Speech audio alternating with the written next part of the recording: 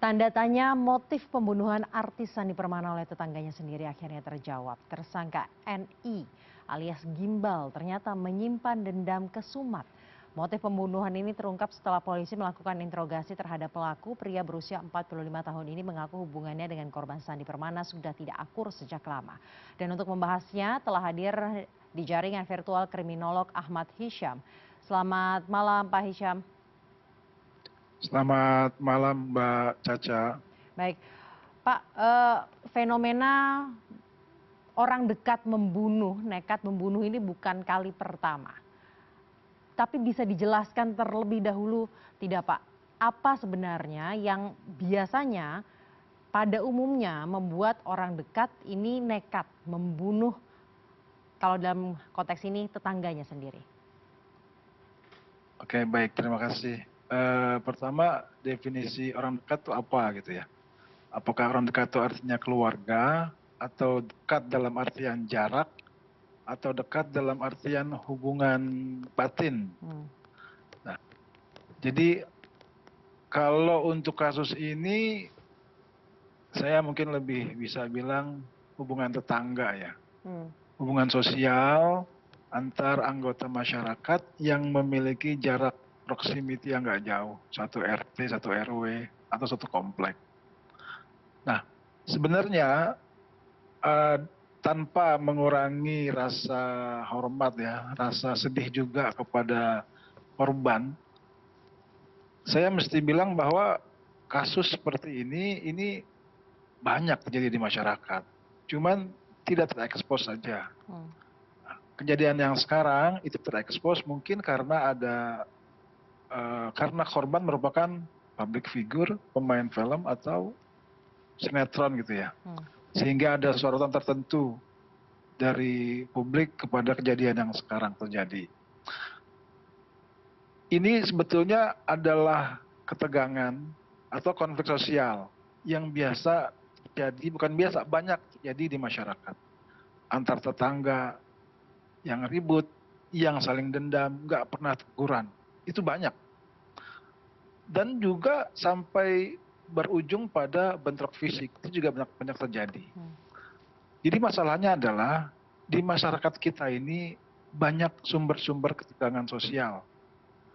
Ketegangan itu bisa disebabkan oleh friksi antar dua individu, yang contohnya yang seperti kasus sekarang, atau juga merupakan ekses dari ketegangan ekonomi, yang masalah finansial yang dialami oleh satu orang, sehingga terbawa dalam bentuk yang negatif dalam interaksi sosial.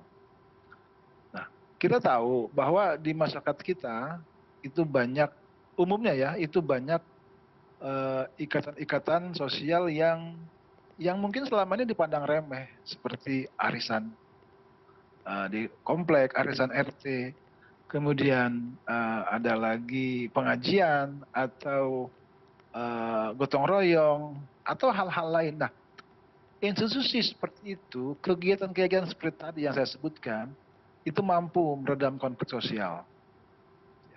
Ini selama ini nggak begitu dianggap remeh saja. Tapi justru hal-hal yang seperti tadi itu bisa meredam atau menjadi mediasi terhadap ketegangan yang ada antar anggota masyarakat. Nah, dua orang ini, tersangka dan korban, kan tinggal di satu komplek yang sama. Mestinya saya yakin, mestinya di sana tuh ada kegiatan yang ya mungkin antar blok itu suka ada arisan atau kegiatan di satu komplek, itu pasti ada. Cuman kita ini kekurangan figur, kekurangan tokoh orang yang mau menginisiasikan kalau ada ketegangan antar warga. Biasanya kan udahlah nggak usah ikut campur gitu.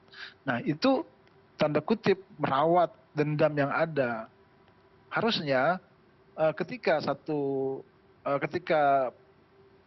RT ya, ketika Pak RT atau Pak RW atau tokoh masyarakat di lingkungan tahu ada ketegangan, ada konflik antar individu, itu baiknya diselesaikan. Baik, Pak Hisham. Kekeluargaan. Namun yang namanya konflik sosial kemudian berujung dendam, konflik sosialnya saja tidak bisa dihindari tentunya. Berujung dendam mungkin bisa Betul. dihindari, namun memang lebih agak sulit ya Pak ya, tergantung individu masing-masing.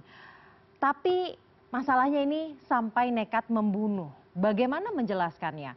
Konflik sosial yang tidak bisa dihindari, dendam yang muncul, apalagi menurut penuturan sang istri, eh, Sandi Permana itu diam, jadinya istri juga tidak tahu ada masalah apa. Bagaimana menjelaskan dan melerai hal ini?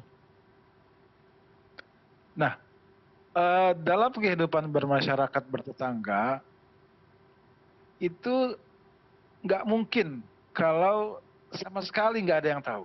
Hmm. Nah, itu pasti ada.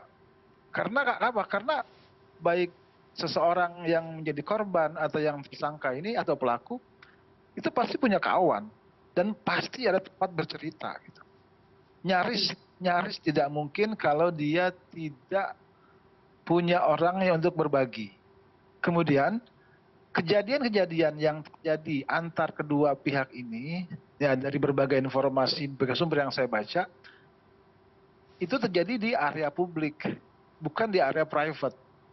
Jadi contohnya seperti masalah yang menjadi pemicu awal soal pemasangan tenda misalnya, sampai memotong pohon itu kan bukan di area private, pasti di area publik. Kemudian ketika ada ketegangan ketika rapat RT, itu pun di area publik. Nah, ketika itu terjadi, harusnya bisa langsung diredam di saat itu juga oleh tokoh lokal. Kemudian, kenapa bisa sampai melakukan pembunuhan?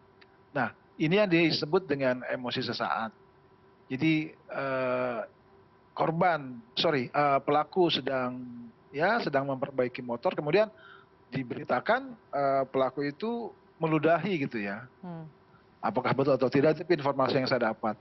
Nah, itu yang dalam kriminologi disebut dengan provocating victim. Seperti ya korban yang melakukan provokasi. Harusnya antara korban dengan pelaku ini, itu kembali lagi betul ke orang yang masing-masing mesti memiliki kemampuan untuk menahan diri. Jadi banyak hal ini di sini ya. Mungkin sederhana seperti pembunuhan biasa, tapi ini bisa terjadi kapan saja di masyarakat yang lain. Kecuali ada mediator yang bisa memetakan ketegangan yang ada di masyarakat, kemudian dia mampu atau mau menjadi inisiator untuk meredakan itu. Baik, Pak Hisham, selain memang kita kekurangan tokoh yang bisa berkomunikasi atau mengkomunikasikan konflik-konflik sosial yang terjadi, tadi sudah disebutkan juga kemampuan menahan diri, self control. Apakah fenomena seperti ini bisa dikatakan bahwa secara komunal kemampuan menahan diri masyarakat Indonesia atau self control masyarakat Indonesia ini berkurang? Kalau dibilang secara umum, saya nggak bisa bilang begitu karena ini sifatnya sangat individualis ya, sangat personal.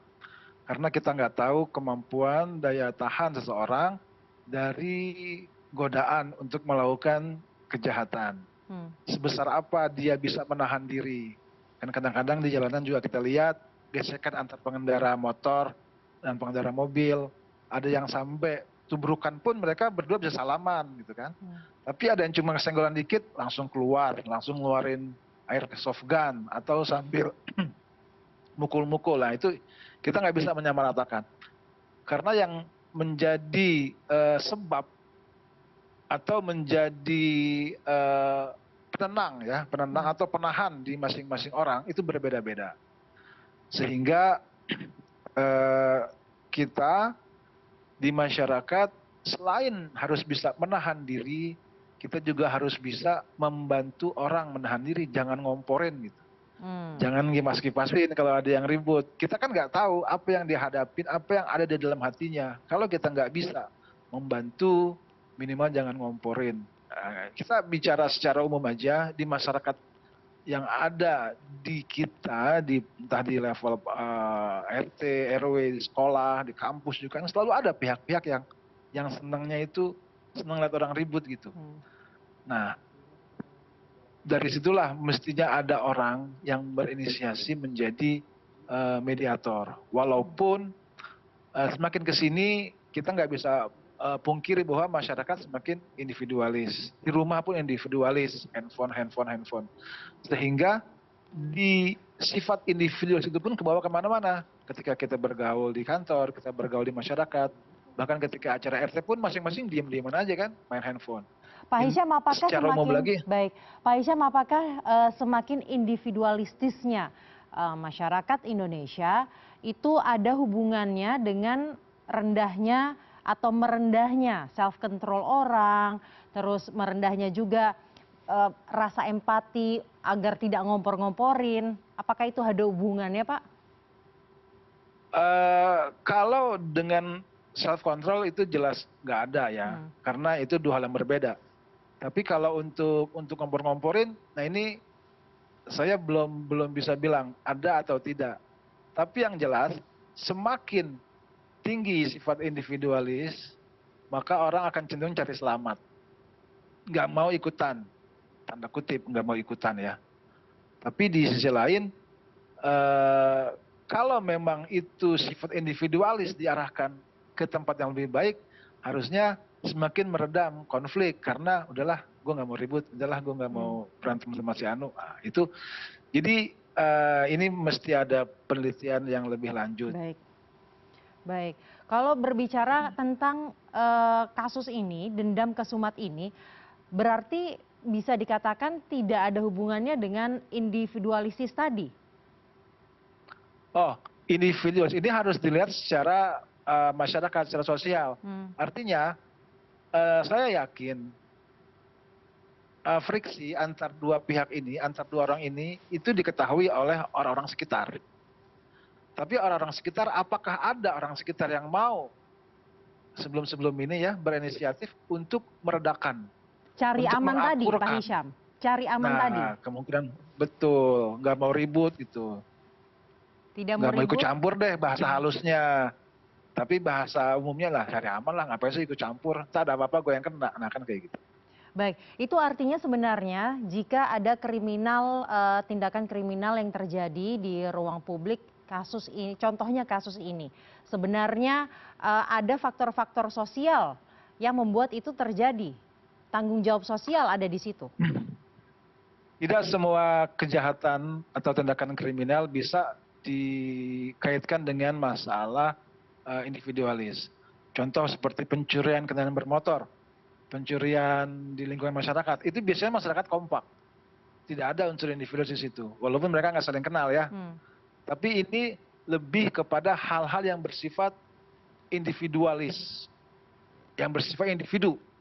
Jadi ketika ada dua orang di situ masyarakat, satu kelompok tertentu itu memiliki masalah bergesekan, nah orang-orang yang ada di sekitarnya cenderung untuk nggak mau ikut campur.